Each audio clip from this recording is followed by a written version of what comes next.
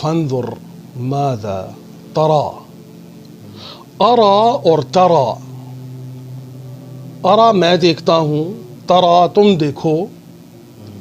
تو دیکھنے کے لیے اگر ترا کا لفظ آیا ہے تو فانظر اس میں کیا ہے؟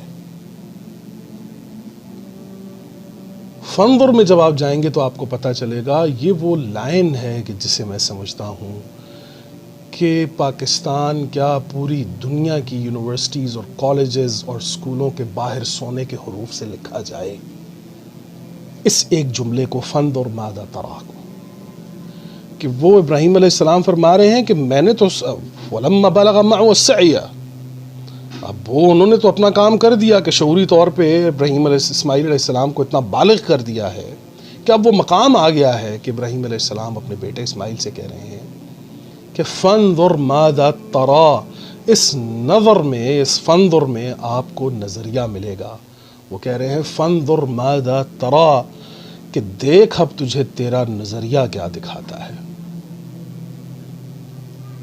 اب ترا میں تو دیکھنا آ گیا نا، فانظر میں کیا ہے؟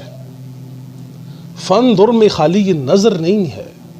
وہ جب آپ صلی اللہ علیہ وسلم کے بارے میں کہا گیا لا تقولوا راعنا قولوا انظرنا، تو اس انظرنا میں آپ یہ کیا کہیں گے کہ صرف آپ صلی اللہ علیہ وسلم دیکھ رہے تھے؟ آپ صلی اللہ علیہ وسلم کا صرف دیکھنا جو ہے وہ صرف محض دیکھنا نہیں ہے، اس نظر کے اندر ایک نظریہ ہے کہ جو عطا ہوتا ہے. یہاں جب آپ آئیں گے تو دیکھیں گے کہ فانظر ماذا ترى، کہ دیکھو کہ تمہارا نظریہ تمہیں کیا دکھائے. یہ ہے وہ جملہ کہ جو ہمیں چاہیے، جس میں زندگی ہے ہمارے بچوں کی.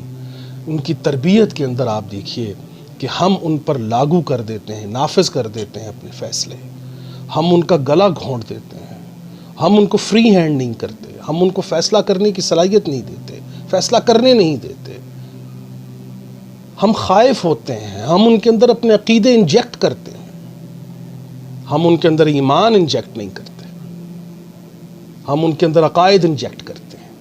تو ایمان جب انجیکٹ ہوتا ہے تو وہ اپنے بیٹے کو کہتے ہیں اب دیکھیں کہ آپ کا نظریہ آپ کو کیا دکھاتا ہے.